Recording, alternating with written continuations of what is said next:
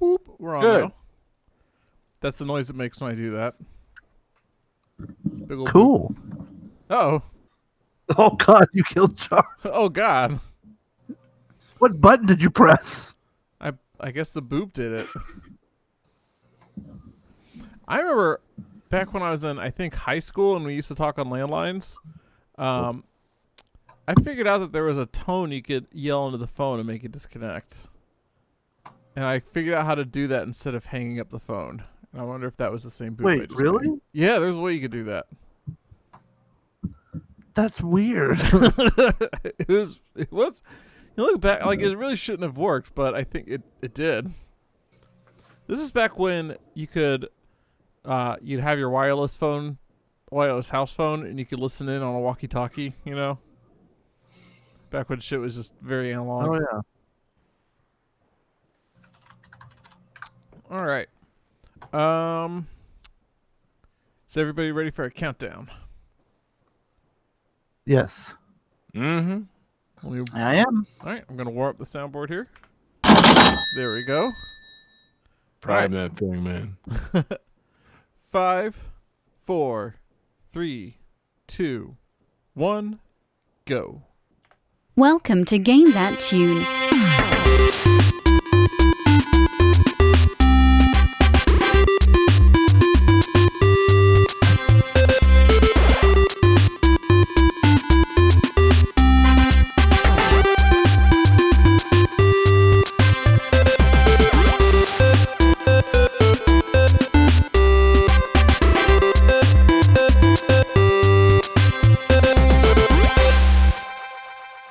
Oh, yeah. What's going on, everybody? It is Game That Tune back in the house once again. It's ya boy, John Harrington here. We got John Regan with us. Say hey. Hey. We've got Jesse Moore. Say hey. Hey. And we've got David Fleming. Say hey. Hey. Hell yeah, fellas. Welcome back to Game That Tune, episode 190. Gentlemen, we are rapidly approaching a super milestone, but we got a little ways to go before we get there. So we got a great show coming up for you tonight. If you're just joining us here on Game That Tune, what we're going to do is listen to some video game tunes. We've each brought 3 songs from a game. We're going to try and guess each other's games with the songs, with a little bit of trivia. We're going to goof off and have a lot of fun. And the winner at the end of the night picks the theme for the next episode and gets to play some bonus tunes. And the winner last week was me. And as people that people that watch the show may know, I was not quick on my feet, but I did come up with a theme. People that listen to the podcast think, man, he came up with that theme real quick. But I thought about it. And it was time to do another one of our themes all about a certain year in gaming. And so I decided to go 10 years back and go to 2010. That's right. 10 years ago was 2010, people. Whew. And we're talking about games from 2010. The year, not the decade. So, man, we got a hell of a show. You okay, John? Did you put the decade? I did. Yeah, I thought the takeaway was fine, so I did games from 2019, like real recent games. Oh, you geez. did. You John, chose you chose Baby Shark, didn't you? Baby Shark the game, yeah. God, John, damn it, I knew it. let's be real. This is a joke because there's no way in hell you have played anything from 2019. That's true. Excuse me, gentlemen. Toe Jam and Earl did come out in 2019, so we've been over that twice already. So God help you if it comes up again. Not in any way appropriate for this theme. But we've I think I chose the theme mostly because it was like, oh, that's a good year. Like that's gonna have a diverse selection of games. Like we're hitting interesting points in like the life cycles of the PS3 and the Wii and the the Xbox, and also looking through the games that we previously used. We haven't used a whole lot of games yet, so I think we got some good picks. Some games that maybe it's like, oh yeah, that game that was a big 2010 game. I think we got a lot of potential for great tunes and great games on tonight's show. So really, I don't think there's anything else that needs to be said, Johnny. What do we got starting us off tonight? Game 1.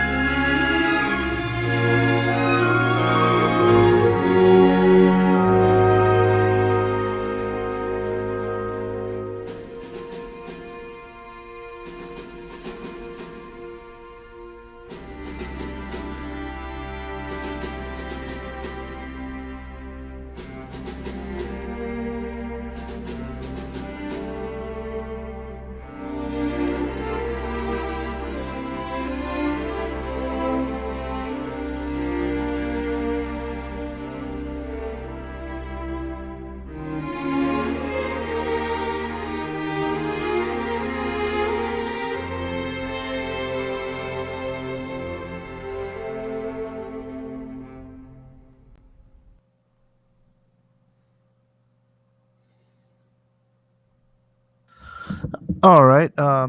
A key element of the gameplay is its focus on guns over swords and magic. When deciding upon the game's basics, the team wanted to create a cinematic feeling in battles rather than a more traditional battle system. And remember, guns, not swords.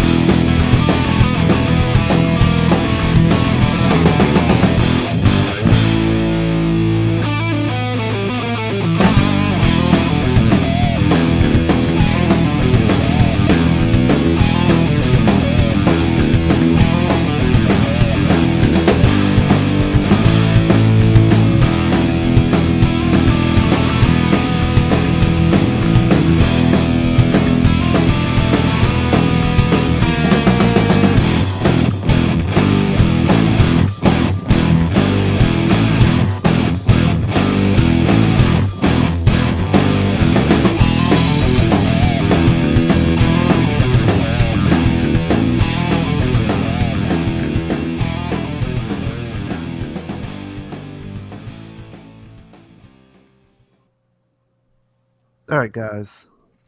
Let's see those answers.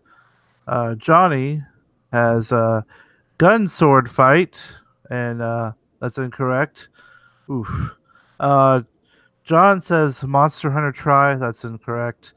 And David with Sakura Wars So Long, My Love. That is also incorrect. This is the most anime title ever, Resonance of Fate. And sorry, guys. No, please. No, But soundtrack is this is- sweet. Like I was What? the soundtrack is sweet. I was digging those tunes. Yeah. It's Yeah. Motoi Sakuraba or Sakuraba, and Maybe you've heard of him. He's done a lot of fucking good stuff. But yeah, this game, it's a Sega game made by Tri-Ace. They did like Valkyrie Profile and Star Ocean, and it's like a steampunk RPG, but all the characters use guns instead of swords and magic. And so like it's one of those games where whenever you do moves, everything is so over the top stylish, and it's like gun fu or whatever you would call it. With like you gotta flip over the enemy and shoot, and then slide between their legs and shoot. You gotta like throw your pistols in the air while they're shooting. You gotta like yank Nice. out a submachine gun from your trench coat and like spell out a word while you're shooting. Like all like this ridiculous fucking over the top cinematic gun combat. Every And all battle. because you selected a command in a menu that said shoot. no, Uh, no. Like you gotta like oh, okay. the thing with the battle system is there's a tutorial to do it, and you have to actually go someplace to learn the tutorial. So like they just kind of throw you into the game a little bit, and if you just try to figure it out on your own, you're gonna get fucked.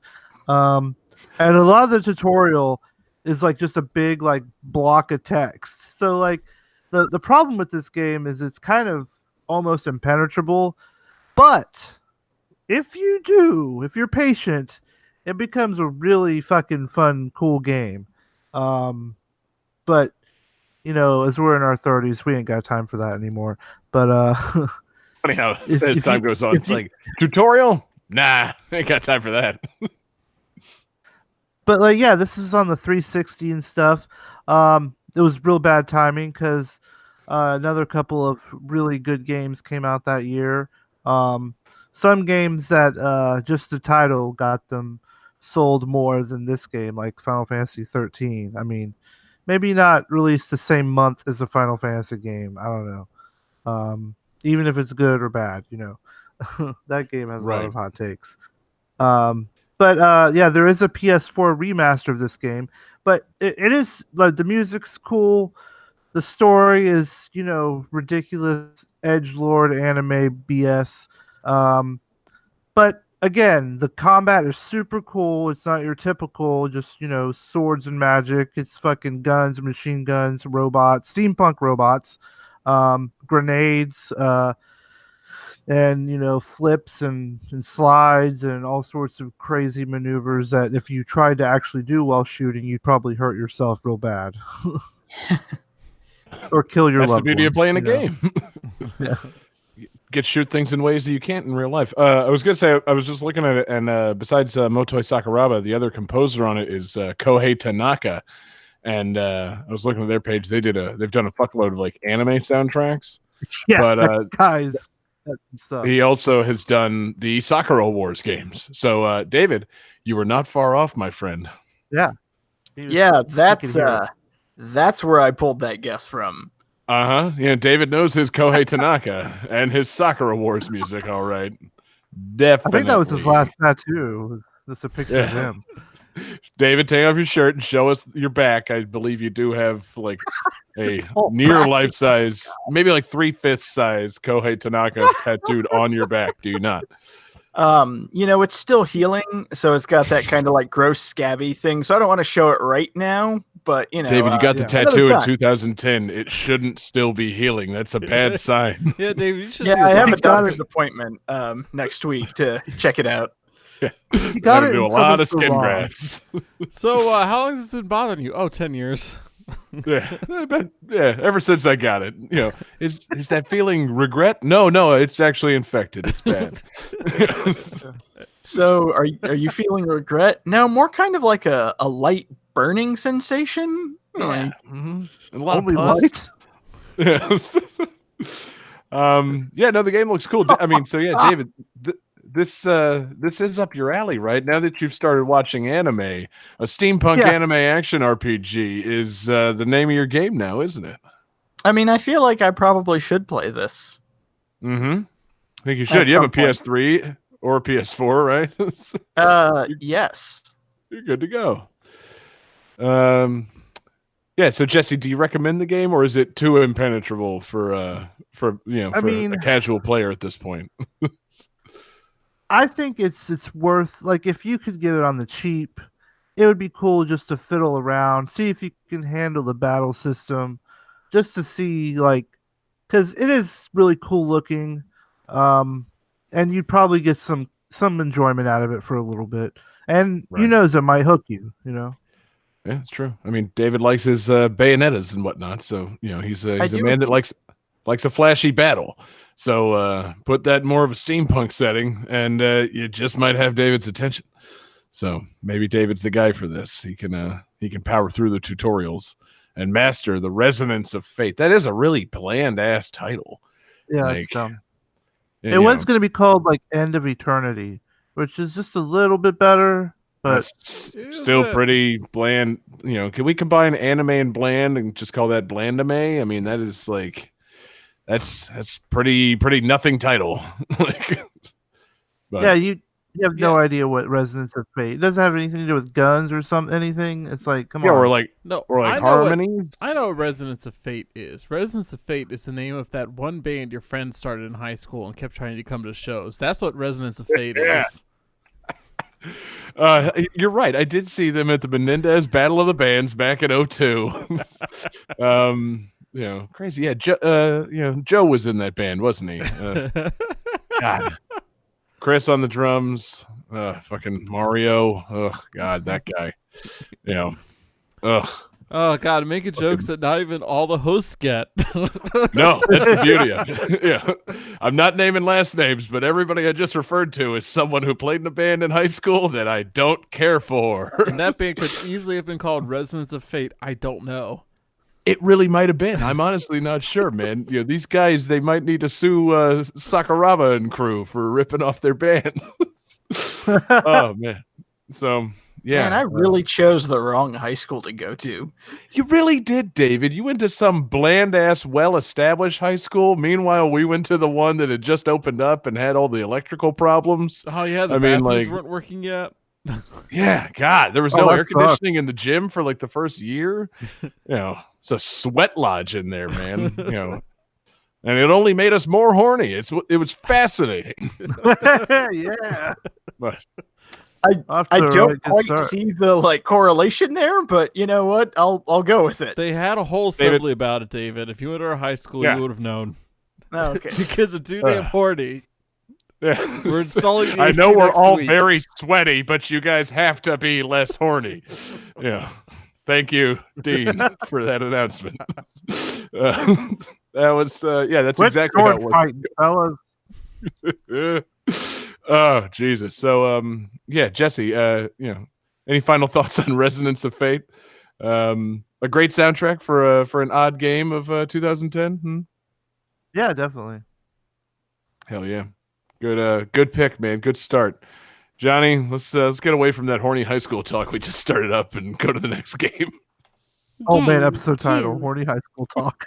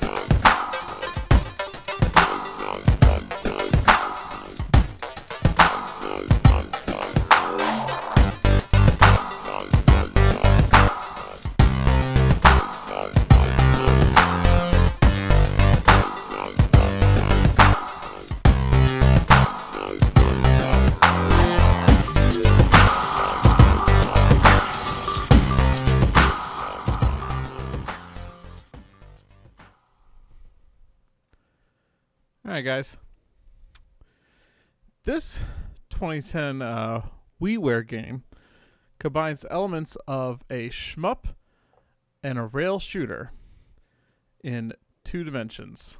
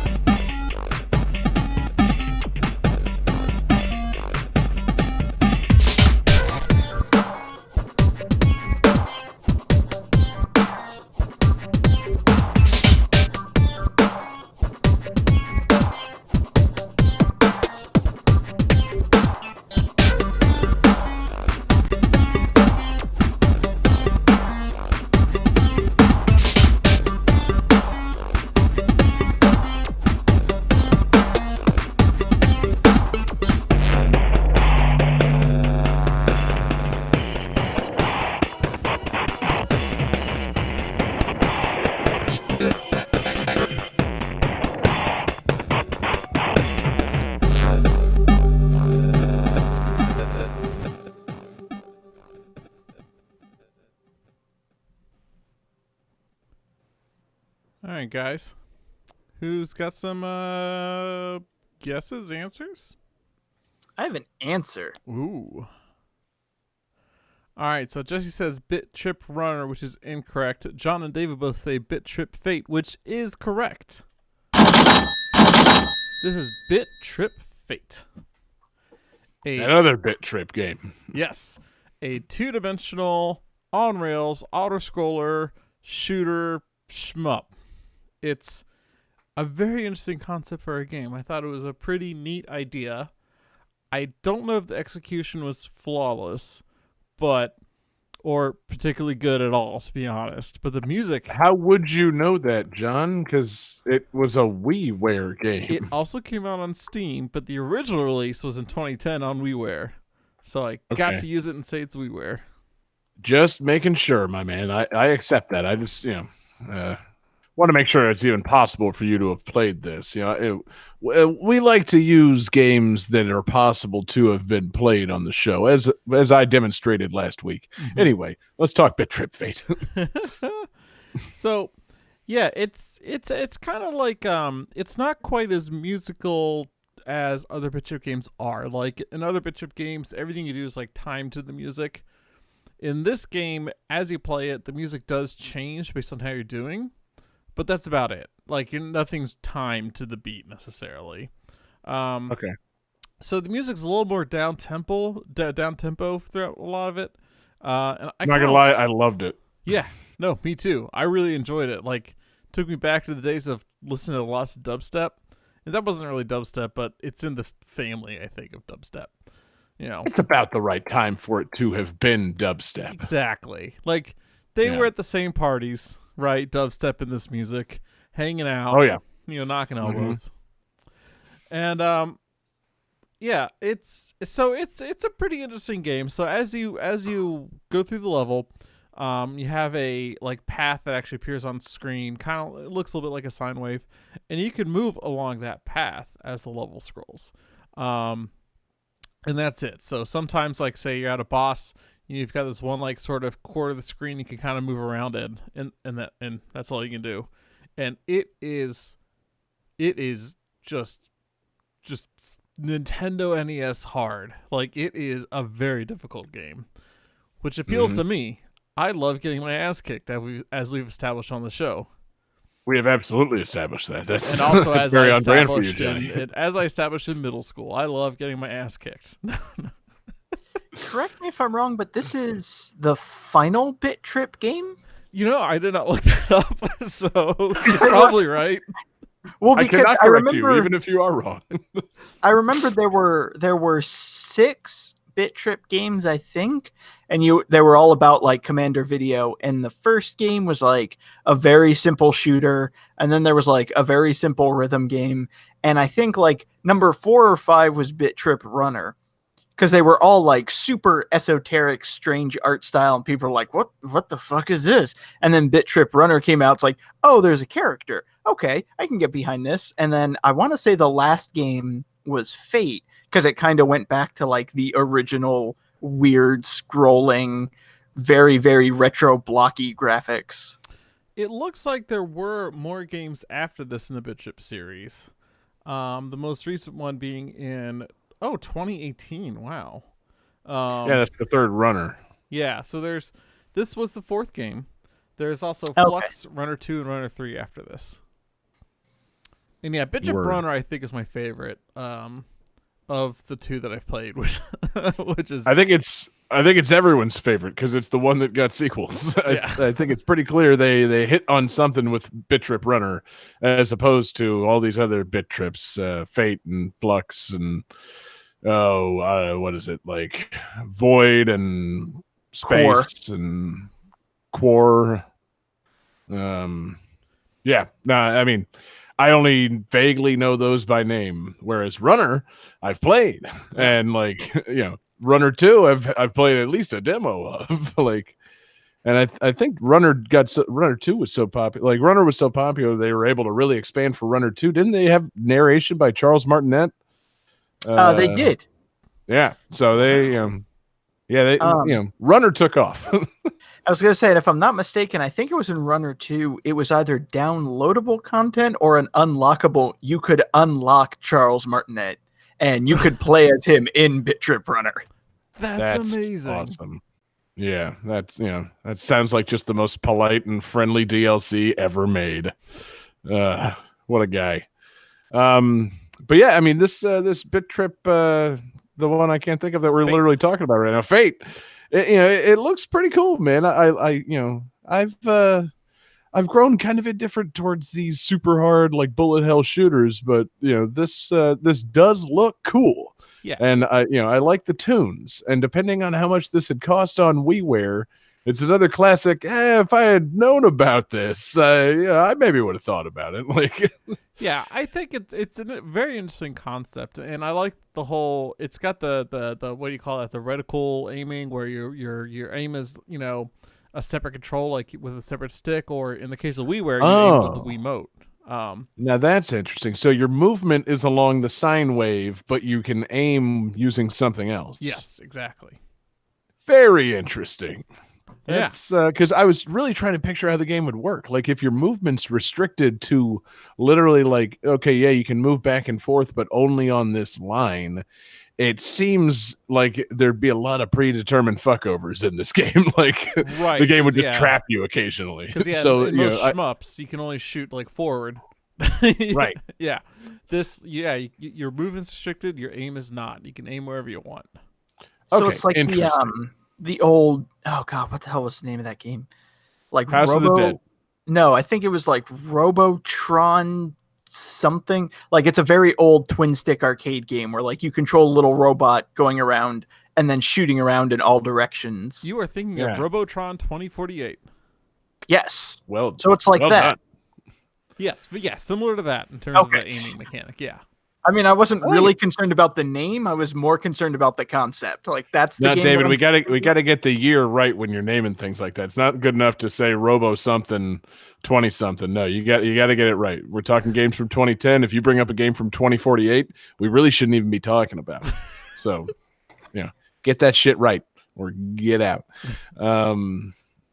But yeah, no, I mean, this game looks cool. I kind of wish they had kept up with just doing more Bit Trip stuff. Like, I'm not saying it's a shame that they, really glommed on to Runner, because Runner got very popular, and rhythm-based running games are cool, and they've done a lot of fun, creative shit with that series. But it seems like it'd be kind of cool to, have like, an occasional just Bit Trip like downloadable game that is, maybe even almost like a deconstruction or like a tweak on a classic genre, just done with these blocky graphics and, like weird electronic music. Like, if that was on the Switch right now for a couple of bucks, no question, I'm going to go grab it. So, God, I would love to play. Like, you got me thinking about, say, Star Fox 64, but blocky graphics and crazy music. You're talking about Star Fox for the SNES. We played that before. Yeah. I was going to say, the frame rate is like 0. The game does not hold up. I know for the 3DS and the Wii, they released like Bit Trip collections where they just put all 6 games together. The fact that hasn't been ported to Switch, like, seriously, I would even go give so them 8 far to 10. to say that collection is perfect for Switch. Quite literally, yeah. Let's see. Johnny, look up who we need to write to. Is it Gaijin Games that we need to get on that shit? Like, That's we weird. we need. We had a perfect for Switch sound. It's never been consistent. And Johnny, well, that's definitely not it. Even though that game was perfect for Switch, I mean that Johnny, you're relying too heavily on the honk button these days. You gotta That's pretty good. Okay, thank you, John. That's the official Bit Trip sound. So anytime we bring up, Fate, anytime we say Fate or Flux or Void, that's what we need.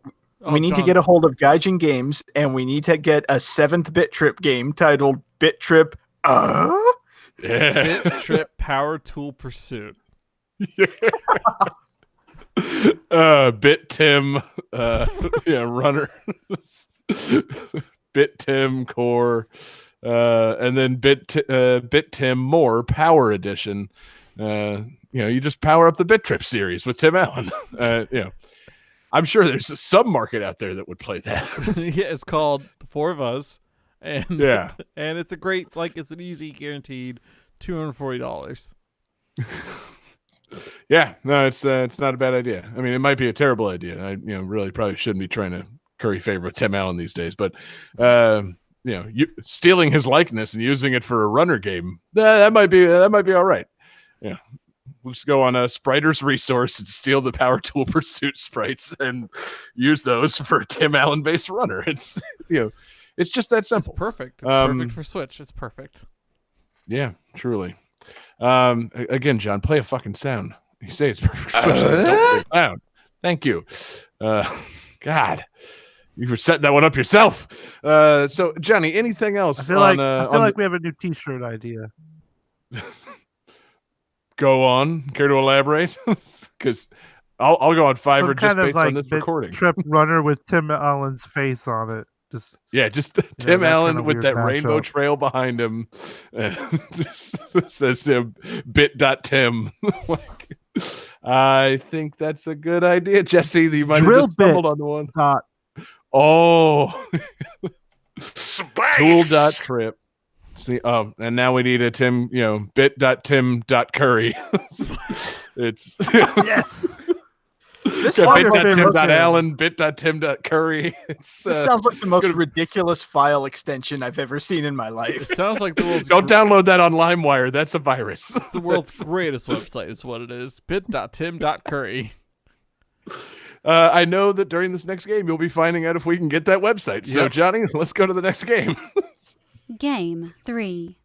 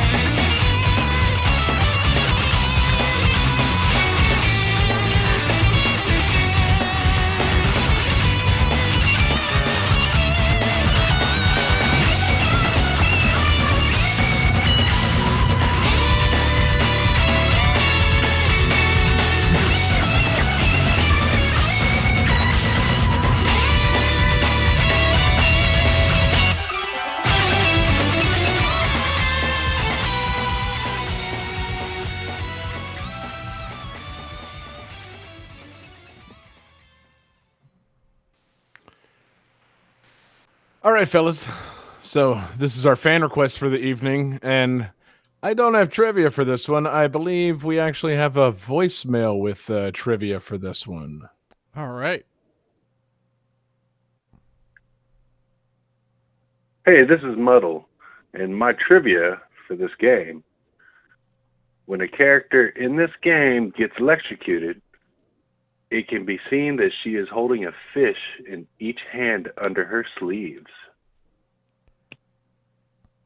Ooh, a trivia hint. Thank you, Muddle, aka Daniel Perky, aka Patreon superfan, for that voicemail hint. Johnny, hit that third song.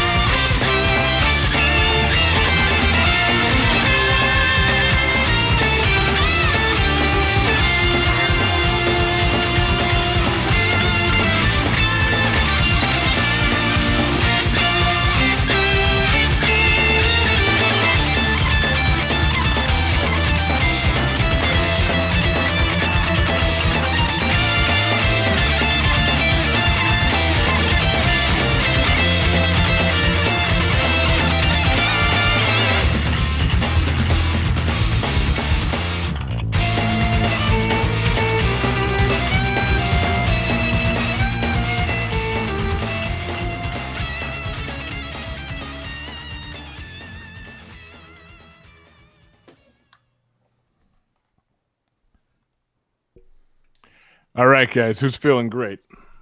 I am, and I want to thank Chrono in the chat because I am feeling great. Oh, thanks, Chrono. I haven't been checking the chat. I hope you're in there making guesses and giving David hints. That's good use of your chat time. Ooh, okay. Johnny, care to explain that drawing? It's a fish and there's lightning bolts. Okay, Johnny says lightning bolt fish. He's incorrect.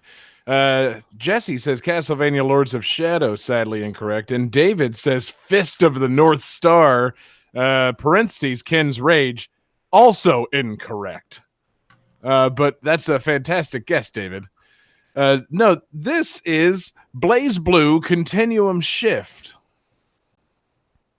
It's Tau Kaka, isn't it? It is Tau Kaka holding those fish, baby. And Cat Girl, if I'm not mistaken.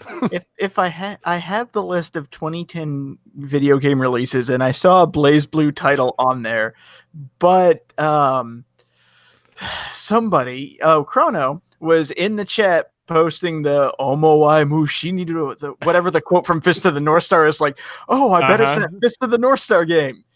Yeah. Cool. That's that raucous ass Fist of the North Star soundtrack that I added to GTT Radio this week. See, that's the thing. We got a lot of good requests this week. And so I ended up going with this one, but I added almost every request we got to GTT Radio because we got some good rockin' requests. So thank you, everybody, for your fantastic requests, but especially thank you to Daniel for requesting Blaze Blue Continuum Shift. And also, thank you for deleting it from the Discord channel after calling in that voicemail so that no one could look and see what you had requested. A true Game That Tuna, if there ever was one. Now, as for Blaze Blue Continuum Shift, I ain't played it. I would love to have played it. It seems like a really cool game. David, you probably didn't play this one, but you've been getting a little more into that Blaze Blue in the last couple of years, haven't you? Been playing that cross tag battle, I believe.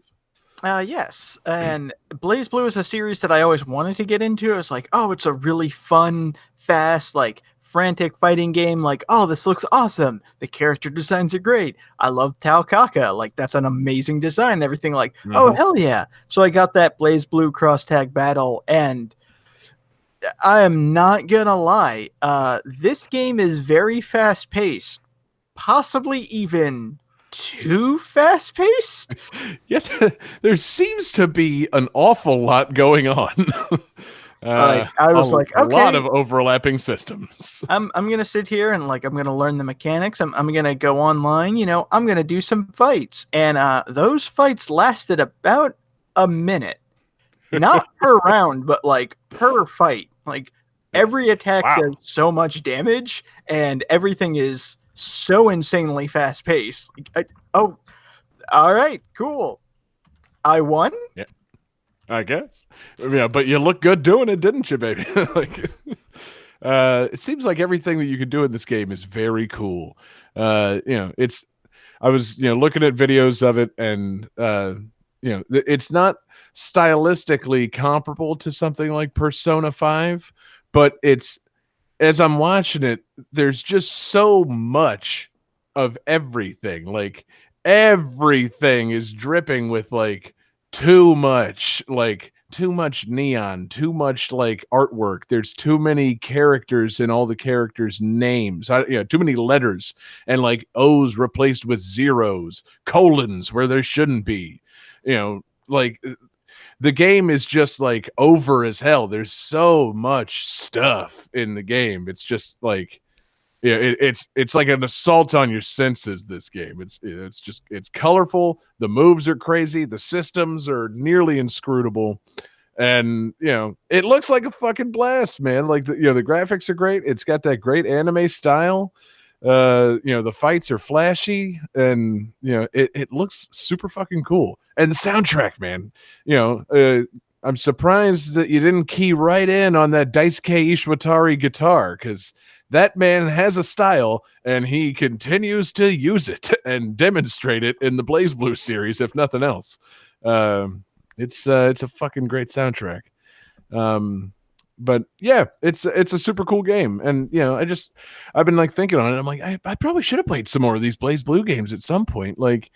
But I guess I'm just kind of a basic bitch when it comes to fighting games. I've always stuck with my Capcom fighters, and some fighting game community members might find this offensive to lump Smash Brothers in with that. But my Smash Brothers too. I stick with my Capcoms and my Namcos and my Smash Bros. So Blaze Blue, I just haven't quite penetrated it yet. Yeah, and I kind of feel like I should have.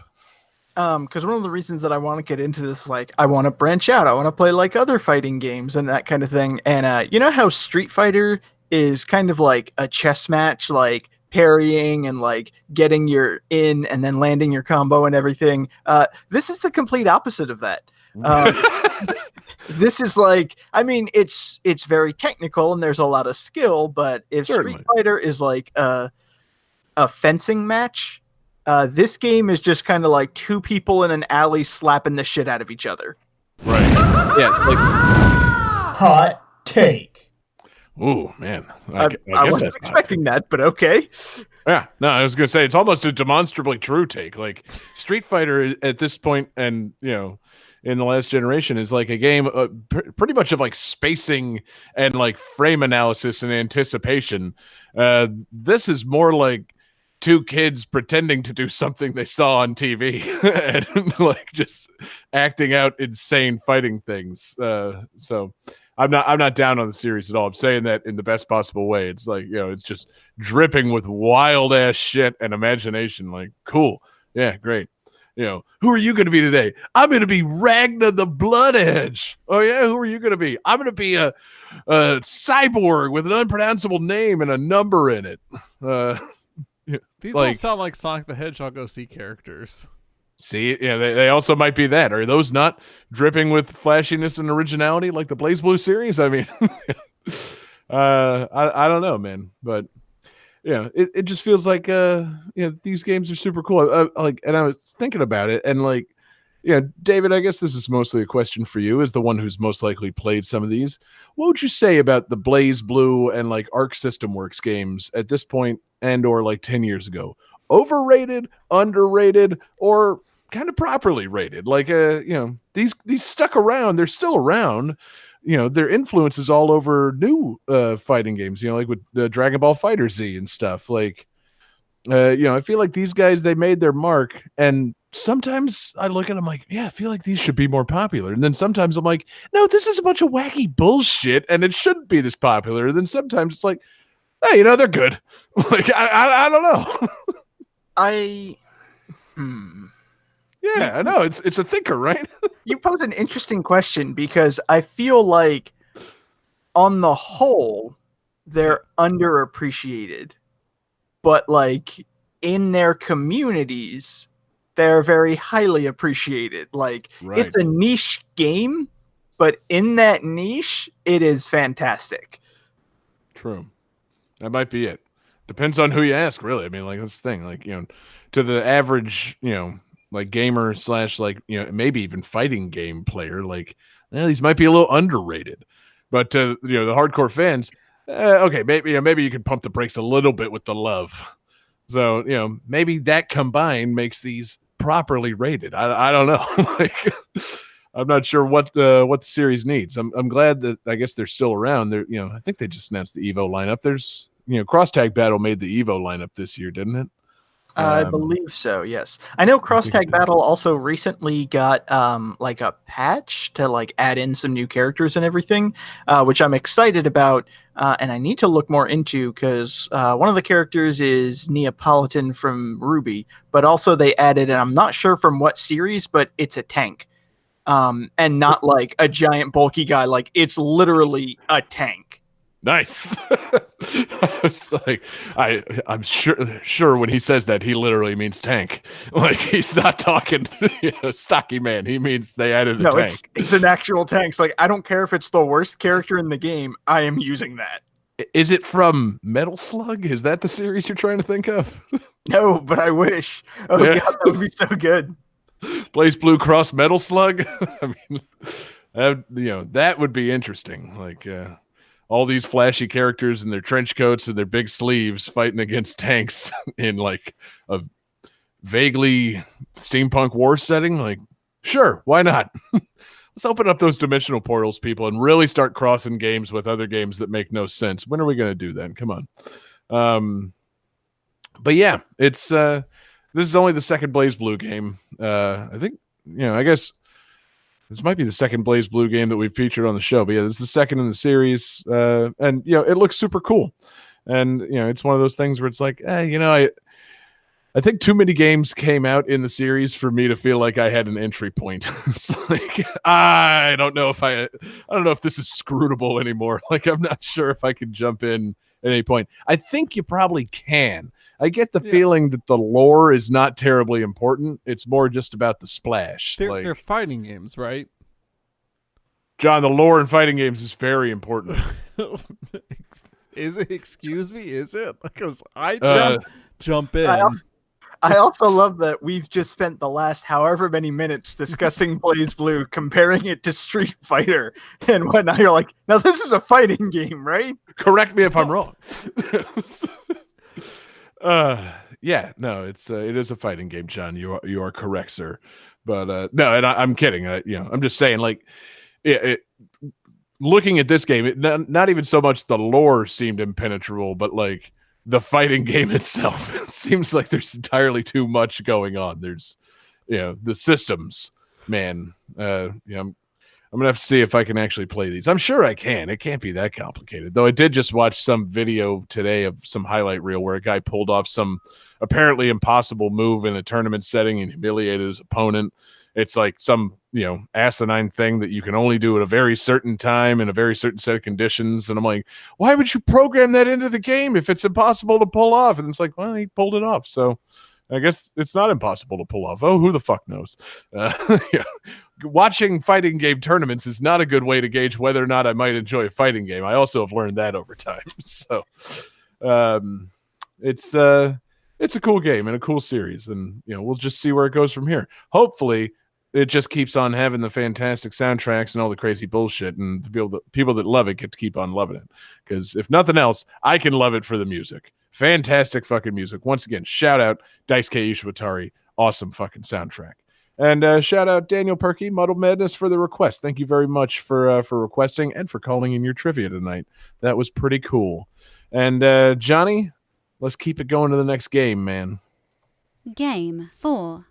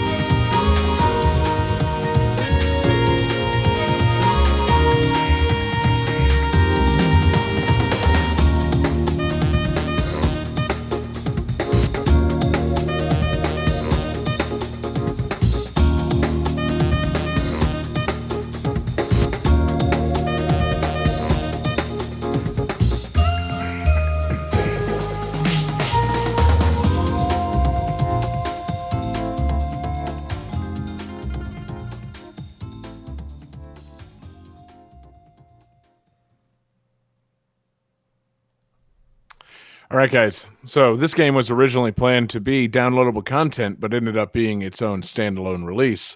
And it added 10 characters to the roster, including 2 brand new characters.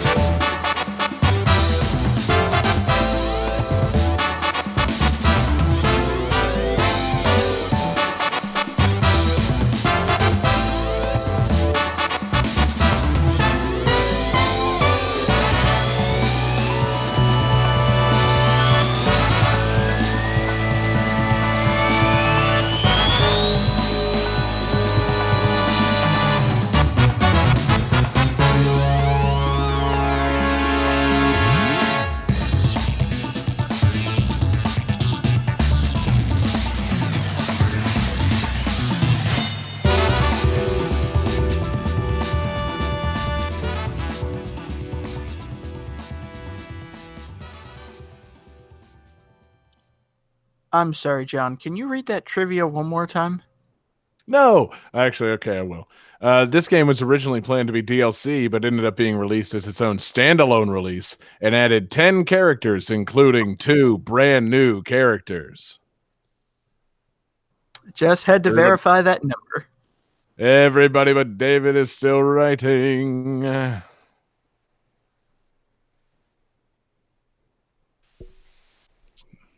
Taking a distressingly long time, John. Why are you still using cards? God damn it. John. All right, so Jesse says Butts XL, which was my favorite DLC and standalone release, re-release of Butts. John says Jon Hamm on 30 Rock as the Hot Doctor. Let's not talk about that. And David has the correct answer. This is Super Street Fighter 4. See, you got me because Super Street Fighter 4 Arcade Edition also came out in 2010. It's like, wait, it sure but did. that only added like 5 characters. Okay. Yes. You gotta check those character lists, my man. And honestly, I don't think Super Street Fighter 4 Arcade Edition added any actual new characters. I think it just added prior characters. It was like Yun and Yang. And was Oni technically a new character? I suppose Oni is technically a new character. Yeah, it added Evil Ryu, Yang and Yun, and then yes, Oni, a new form of Akuma. But we're not talking about the arcade edition because by the time that came out, I wasn't gonna get it. I wasn't gonna get fooled by that shit. Capcom cash grab company that you were, you weren't gonna trick me into. The only way you tricked me into getting Super Street Fighter 4 was by making it $40. I didn't buy the original Street Fighter 4, because somewhere in my heart of hearts, I'm like, they're going to release a fucking new version of that at some point. And then lo and behold, out comes Super Street Fighter 4. And, I have a nitpick, it's like, John. Go on. You said Capcom, the cash grab company that they were. I don't think that's correct. I'm pretty sure they're still a pretty big cash grab company. Johnny, we're talking about in 2010. It was, past tense. I'm talking about their activities as it related to Street Fighter 4. What they've done with Street Fighter 5 is a whole different hornet's nest. But, with Street Fighter 4, it was like, yeah, we're grabbing cash. That's definitely what we're doing here. Street Fighter 5, they needed to actually update that. It wasn't necessarily a cash grab. They just made a series of mistakes that they got to get profit from. So it was interesting. Those are the best kind of mistakes. Yeah, for Capcom they are. They're laughing all the way to the bank, baby. But yeah, Super Street Fighter 4 was fucking dope. So like, I never bought the original Street Fighter 4. I heard about it and heard it was good. And then they came out with this one. And it's $40 and it adds a bunch of characters, including 2 new characters. And I was like, let's see who these new characters are. It's like, oh, Juri, the sexy evil girl with the weird machine eye. I'm kind of digging that. Who's this other character? Hakan, the Turkish oil wrestling clown man. What? I'm gonna have to buy this. Like, sold American. Like, oh my word! I love that character. I will say, and I say this without a single drop of over exaggeration, Hakan is easily one of the greatest characters ever added to the Street Fighter series. Truly, and demonstrated by him burning out bright, baby. He has not been invited back. Like, what a fucking character! He was absolutely my main. I fucking loved playing as Hakan. His moves were bizarre and oil based. He makes people very uncomfortable. It's a very strange character. Johnny, you're laughing. So you don't know this character, do you? No. I'm disappointed that I don't. You should. Jesse? He's kind of like Michael Nakazawa. He is like Michael Nakazawa, except Michael Nakazawa, the wrestler, he keeps the thing of baby oil in his like codpiece to lube himself up during the match and become more slick and difficult to wrestle. Hakan does it with cooking oil. He carries around a large barrel of like olive oil and douses himself with it during every fight. It's very funny. So he's dope. He's one of my favorite characters ever. He's so much fun to play as. His moves are confusing as shit. He's got a bunch of fucking command grabs. Like, he'll grab you and then like split you out like a bar of soap, and you just like hit the ground real hard. He has this weird like psych out, think you're gonna do a run move, but he what like slips on the floor and then dives at you and tackles you. He slides on his belly and takes your feet out from underneath you and then turns around and fucking like body presses you. And, all those moves are made more effective when you do like his little charge up move, which is, yes, he takes out little bottles of oil and shakes them on himself.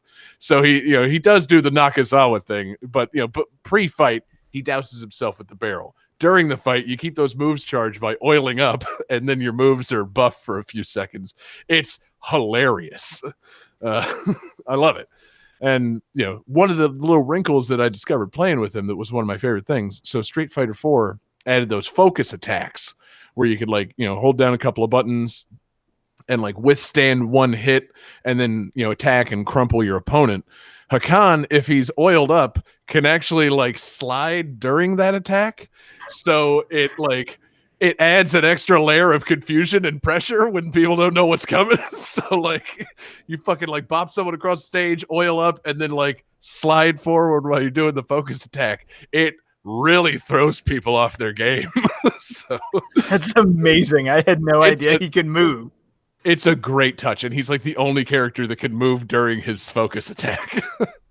And then and his like super attacks, like his ultras or whatever, are fucking hilarious too. He's got like the super like combination hold where he does like a big grab and you're all lubed up and he spins you around and then fucking shoots you across the stage like a missile.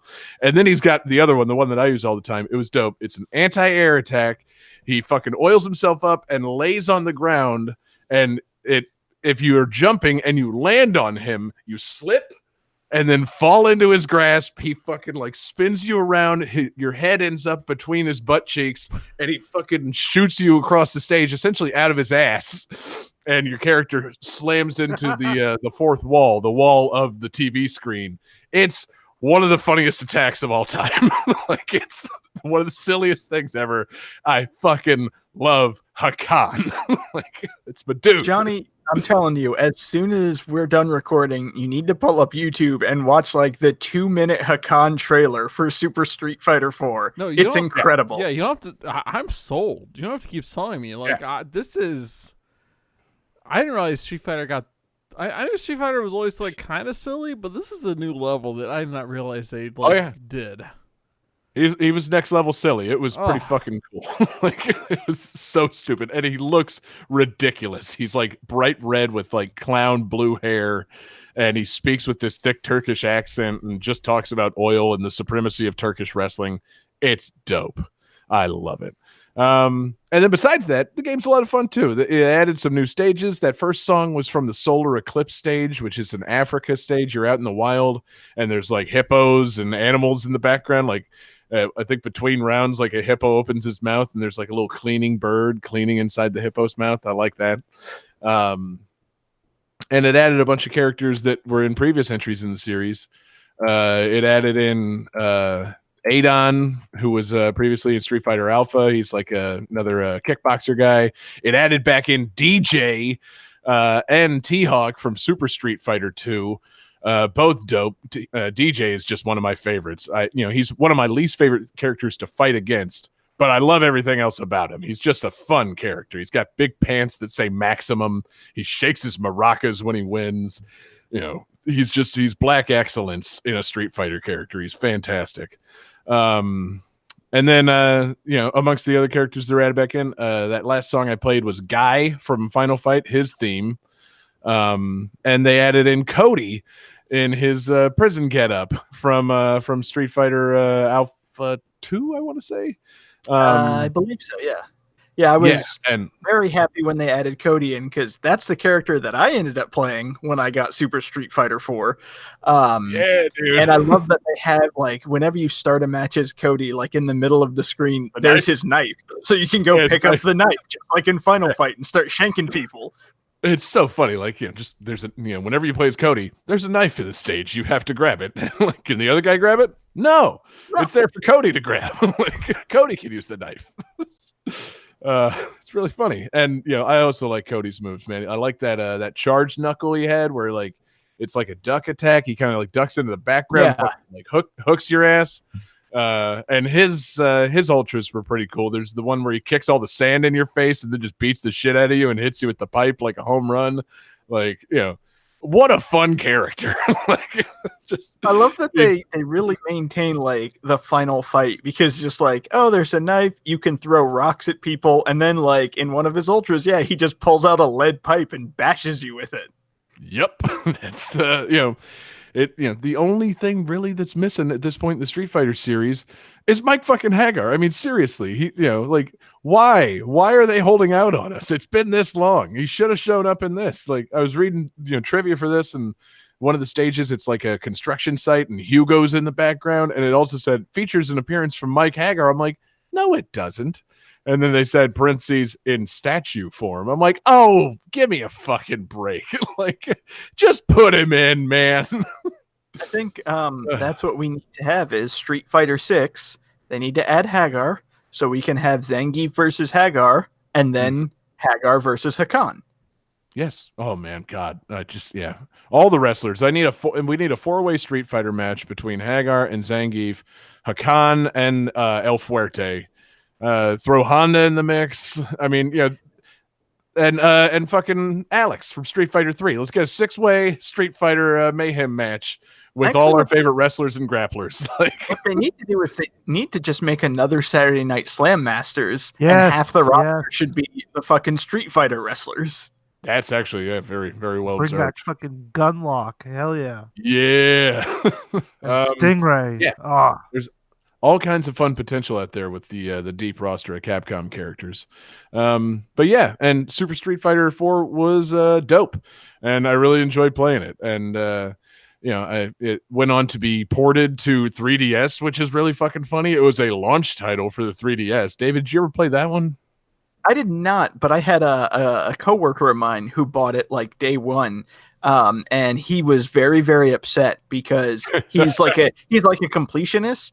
And like, as you do like different trials and everything, you unlock like trophies for the characters, but you get coins that you can use to like buy trophies and everything. And that's how you unlock them. But you don't earn enough coins to buy all of the trophies. So like you can get the characters that you want, but if you want to get all of them, like there was something where you couldn't get every collectible in the game, and it drove him nuts. That's funny. Because, yeah, I played a demo of it, and I liked the thing that they did in Super Street Fighter 4 3D edition. The option, you could play it just in 3D, or you could play it slightly tilted. They just tweaked the camera angle to, instead of being straight on, so it's back and forth, they tilt it just a little bit, so like one character is like kind of coming and going, and it's like a weird shift for a game. Like you're used to playing a fighting game at a certain angle, and just that one little axis tweak, it was like, oh, this is completely different, and I don't like it. Like, what the fuck? Like, it's like weird. The uncanny valley. Like, it's just Street Fighter enough, but still not Street Fighter. And also, true to form for early 3DS games, or all 3DS games, really, I can't play Street Fighter 4 with the 3D effect turned on. Like, my eyes got so tired focusing on that, even in like the short demo time I played it. I'm like, oh God, no, I gotta blink. I can't have this effect on and like actually play this game effectively. So it was a good try and a good idea. Nice on Nintendo getting them to port that forward, but or backward, as it were. But yeah, Super Street Fighter 4 is dope. And then, like I said, by the time Arcade Edition rolled out, and they're like, "Hey, you guys want some new DLC?" I'm like, "Fuck no, I don't." You cash grabbing motherfuckers. And they said at the time Arcade Edition was going to be the last version of Street Fighter 4. What fools we were to believe them. Like, this time, we really, really mean it. Yeah, no, for real. Arcade Edition will be the last version of Super Street Fighter 4. That's why the next game is called Ultra Street Fighter 4. We technically didn't lie. Can we have the money, please? We added some more Final Fight characters, but not Hagar. Can we have money, please? Anyway, I'm not going to shit talk Capcom too much because I don't really play their games anymore because they really botched up Street Fighter 5 and pissed me off. Wait, that's shit talking them. What am I doing? Super Street Fighter 4 was great. It was one of my oh shit. My words say something completely different than my intentions. But yeah, Super Street Fighter 4 was dope. One of my most played games of the year that it came out, 2010. I played the fuck out of some Super Street Fighter 4. I played a lot of online matches. And then, like most fighting games, I got to some point where I felt pathetic for having played too many online matches and had to remove this game from my life. So traded it in and haven't really looked back. But man, what an 8 months it was. So great game, great soundtrack, and I do have love in my heart for that game, but it's time to leave it behind and go to the last game of the night. Johnny, hit it. Game 5.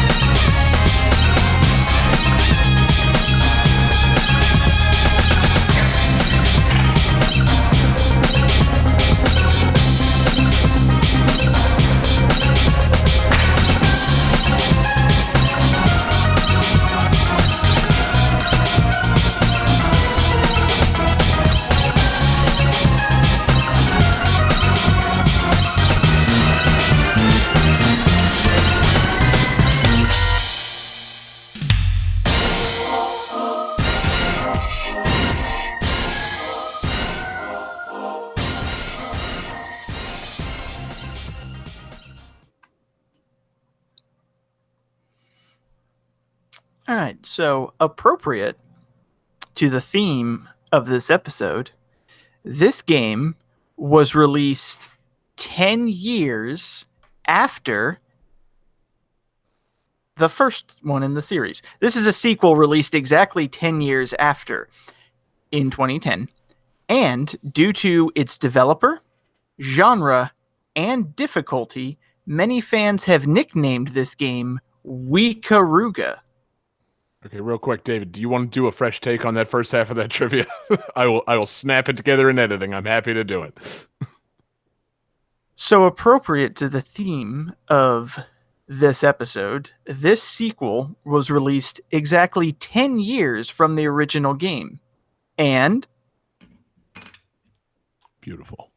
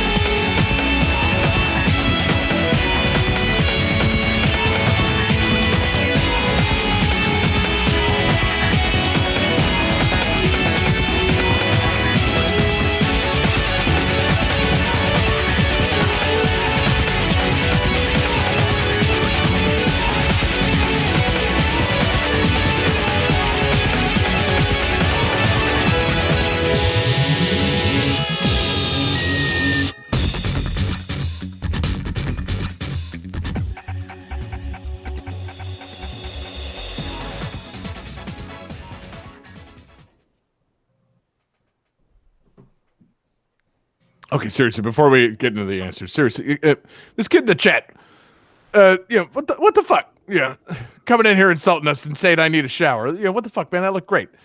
Anyway, I'm still confused when people insult us. What the fuck is that? Anyway, jeez, I'm flummoxed.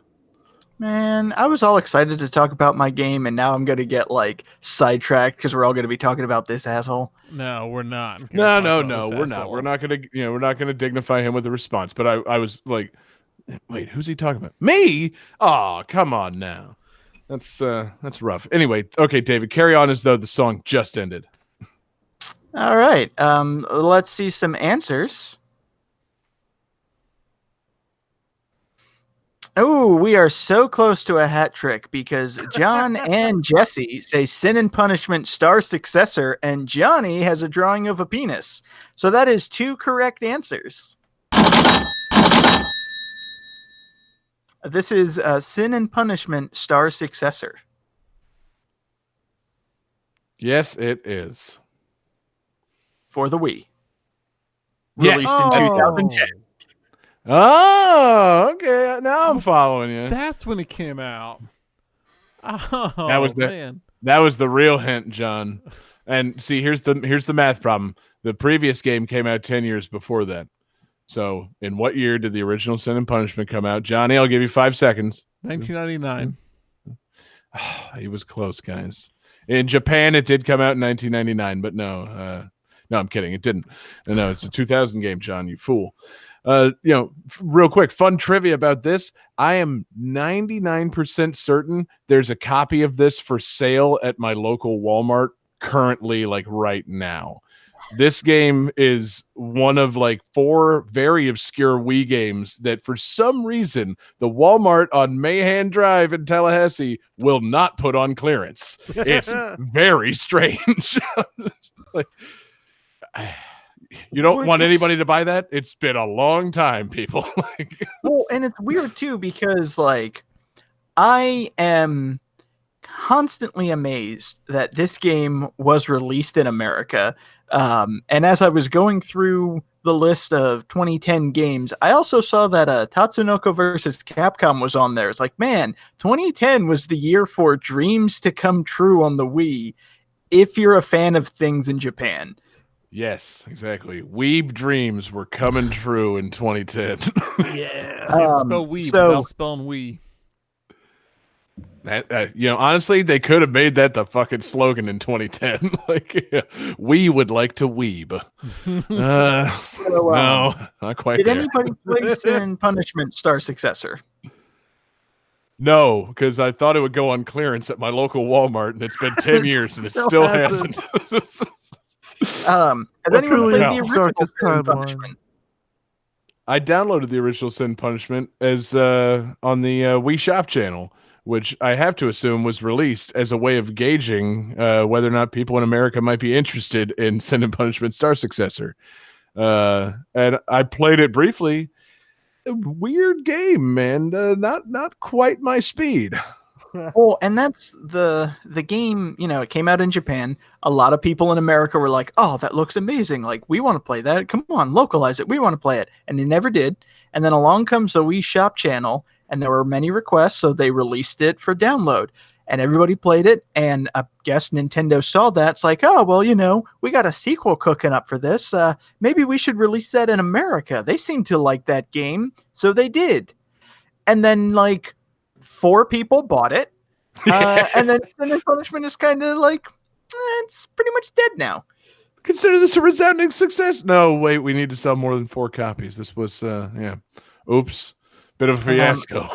I shouldn't say that. I have not looked up sales data. I don't know how well this game sold. I can't imagine it was super well because this That's is one the of end the of the series.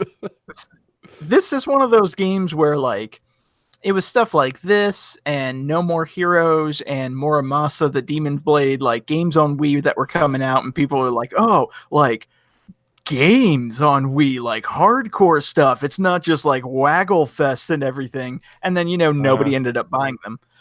Right. But this game, Muramasa, that's another one that's still at that Walmart. That's what I was trying to think of. but this game is actually really fucking cool. It's a Twitch like rail shooter. It's developed by Treasure, hence the Ikaruga comparison. And it's set in like the distant future in kind of like a cyberpunk type city that's being invaded by aliens. So you're given a jetpack. So it's a rail shooter, but instead of being in a vehicle or anything, you're just kind of running on the ground, but you can jump up and hover and then like fly around. And you're given a weapon that is a combination of like a plasma pistol and a sword. So you can shoot at enemies, but if anything gets close, you can just slap them away and slice at them. So it's a really intense action game. You get a charge shot. The bosses take up the entire screen. Like, it's a really dope game. Sounds dope. Yeah, sounds hard. Yeah, like I said, I played the original Sin and Punishment on the like Wii download, and there was something weird about that. Yeah, that's the thing. This one probably is the one I should have played ultimately, but there was something about that first one that never really stuck with me. Like I don't know if it was something about like the on railsness of it. Something about it just didn't quite click for me.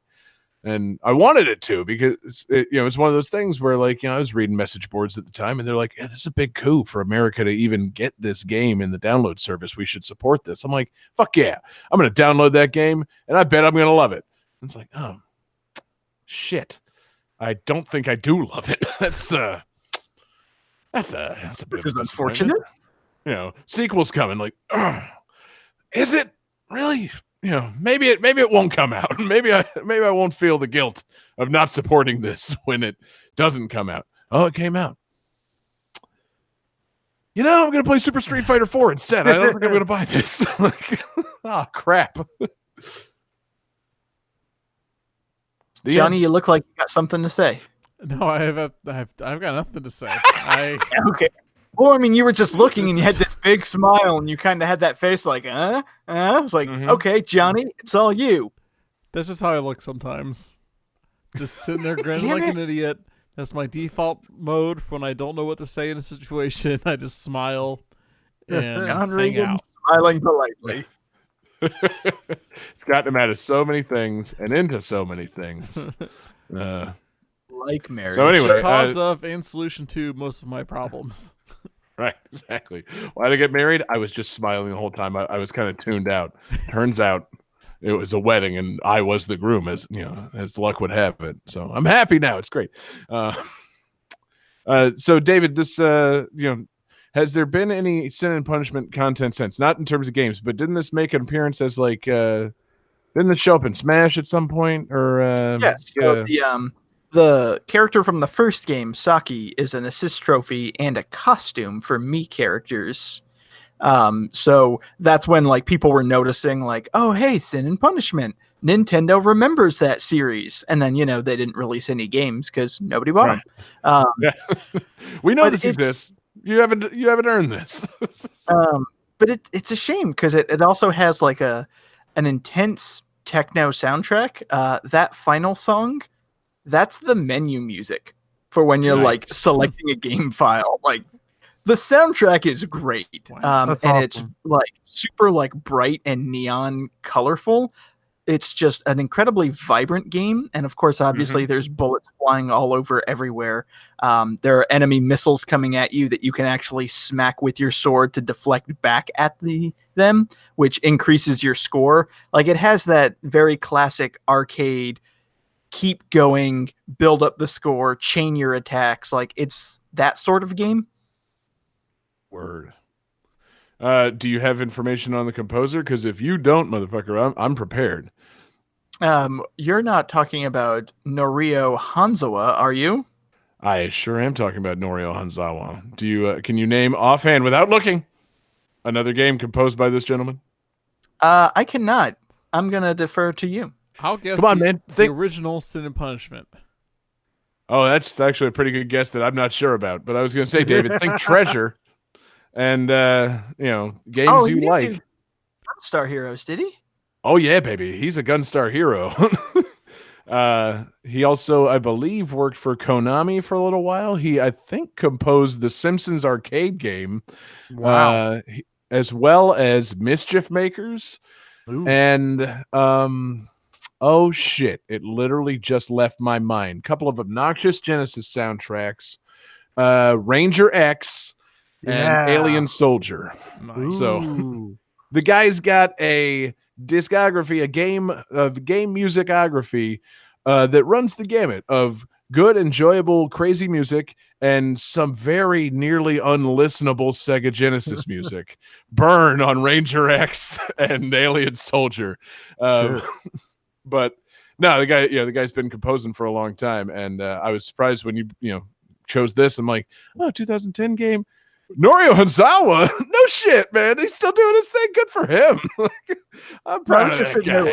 It's like, his discography runs the gamut from Gunstar Heroes to Sin and Punishment. It's like, I don't see how that runs the gamut. Those are very similar games. Oh, yes. Quite similar. But then you started discussing the quality of soundtracks. Like, oh, I got you now.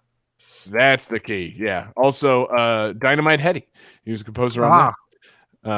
But yeah, I love some of his soundtracks and utterly can't listen to some of his other soundtracks. Like, sometimes both at the same time. Actually, yeah, shout out to Gunstar Heroes for an occasionally listenable soundtrack and some really, really difficult to hear shit. The guy really could, do some things with a Sega Genesis sound chip. And honestly, in that second song, I was hearing a little bit of Mischief Makers. I'm like, that's, and now that I confirmed it, obviously, I'm like, well, there it was. It was, yeah, that's the son of a bitch. He did it again. He did it, man. That mischief making son of a bitch. Really old Mischief Hanzawa. I saw that look on your face like, oh, he recognizes this. I'm going to have somebody to share stories about Sin and Punishment 2 with. Nope. The things that I can make a knowing look about on Game That Tune will often surprise you, but unfortunately, no. I have nothing of substance to say about Sin and Punishment 2. I have much more of substance to say about Mischief Makers. Does Marina from Mischief Makers make an appearance in Sin and Punishment 2? Can you do a run through the game in which you only attack via shaking enemies?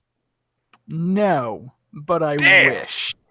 Yeah, that would have been a good But also one. at the same time, like, I don't see how that would work, considering most of the enemies are at least 30 feet away and showering you with energy bullets. So you can't really shake anything at them. Oh, would have been complicated. No, Jesse, no, they're not doing that.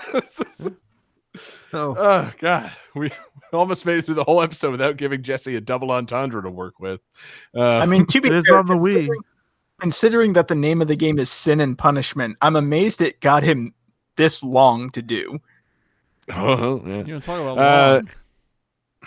God damn it. This episode's running long. David, anything else on Sin and Punishment? Here comes the whiz pig. Not again! He made a callback. I knew it was happening. It's a really good game, and I wish there was another one. Well, keep wishing, man. It might just come true. Yeah. Nah. Yeah. No, that wasn't meant as dismissive. You never know, man. Stranger things have happened than out of nowhere sequel to a game that went defunct 10 years ago. I have no examples to cite in this moment, but it could happen. That's what this game is, so I don't think it's going to happen again. Actually, yeah, that's true. Maybe it's happening like exponentially. So like this every 10 years. This happened 10 years after the original. Maybe it'll happen. Next Sin and Punishment will come out 100 years after. Oh my God! So, I'm gonna have faith. Like you said, John, I'm gonna have faith, and I'm gonna hope, and I'm sure that at the end of tomorrow's Animal Crossing Direct, there will be a surprise announcement of Sin and Punishment. That's what we've all been waiting for. Starring Isabel. Yep. I would play the fuck out of that game. Dude, David would play Is in Punishment. That would be fucking fantastic. Because with an energy shot. Yeah.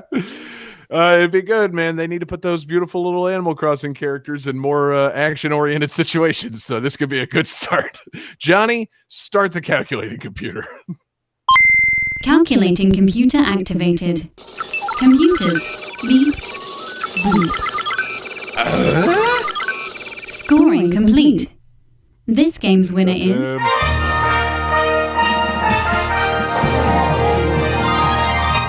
David Fleming. That's right, David. Congratulations. You've broken the tie of tonight's show by having an ungrantable wish for a new Sin and Punishment game. I'm very sorry. It's not going to happen. So as a consolation, you've won tonight's episode of Game That Tune. You know what? We take those. Yeah. Good. Fantastic. So, David, excellent show. A lot of fun. Great game. Well played. And what do you have in mind for a theme for next week's episode? So, it is the end of February. It's the end of winter. In Chicago, it is cold and bleak and dead. So I kind of I'm feeling that vibe. So I'm feeling bleak. I want to do games featuring the undead. Zombies, skeletons, ghouls, vampires. Let's get some undeadness up here. I like it. And because spring is a time of reanimation, rebirth, Exactly. Spring and renewal, resurrection, zombification. Jesus. The flowers are blooming. The Jesus is coming out of the cave. Let's not get into zombie Jesus on this episode. We'll save it for the next episode. On Wicked as a theme. So fuck yeah, God, we're gonna get Bible Adventures for the next episode because it has Jesus and he's a zombie. Calling it now, Johnny. You're gonna do that. Okay. You're right. I am. Yeah. Excellent show today. Yeah. It wasn't which a command. came first? It was the commandment. Yeah. It's a self-fulfilling prophecy at this point. Like, yep, once we start saying it, yep, Johnny's going to do that. Awesome fucking show tonight, guys. What a game. Great episode. A lot of fun. Thank you so much for you guys for playing. Thank you, everybody, for listening. We love you guys joining us live. We had great numbers in our live stream tonight, so thank you all so much for watching along live with us. We're live every Wednesday night on YouTube, Facebook, and Twitch. Search for Game That Tune. Thank you to everybody listening in podcast form. We appreciate you guys listening and enjoying that. Check us out wherever you get your podcast. Throw us a rating, subscribe, share it with your friends. We love sharing our podcast and love you guys listening. Thank you to everybody checking out patreon.com/GameThatTune. It's the home for awesome exclusives. We've got Covered Up, we've got mixtapes, we've got GTT Gems. We got a new episode of GTT Gems coming real soon for the month of February, and it's going to be a wild ass month of releases, people. You want to hear this one. And we recently published our bonus content for February for Valentine's / the Sonic movie release. Now the #1 video game movie release of all time. I'm going to give partial credit to Johnny's Sonic fuck tape for inspiring people to. It's the banging Sonic tape. Excuse me. I like Supersonic fuck tape. We just don't want to publish something with that title. So, I like saying it. But yes, Johnny's banging Sonic tape. Which, see, when you say it like that, makes it sound like you're banging Sonic. Fucking it? That's the joke. No. Sonic is supposed to inspire the horniness in you and your loved one. Yeah, the tape is banging. It's a banging Sonic tape. Yeah, but see, it's weird. Now I'm never gonna ever be able to listen to that song without hearing everybody supersonic fucking. Exactly. That was what I was thinking. If Johnny doesn't have sex to that rhythm every time he has sex, I think he's doing it wrong at this point. But whatever. Oh God, I just check out. That's gonna be the new free play jingle. Yeah, we got the acapella, man. I'm going to set that to a beat. So yeah, thank you to everybody checking out Patreon. We're having a blast over there, and we really appreciate you guys' support. Special thanks to the Patreon Superfan tier producers. The list keeps on growing, people. Alex Messenger, Lance Revere, Damian Beckles, Bradford Stevens, Daniel Perky, XX Chrono XX, Dominic Guy, Kelly and Taylor Y. All fantastic fellas. Thank you so much for your support of the show. What a staggering list of supporters we have. So thank you all so much.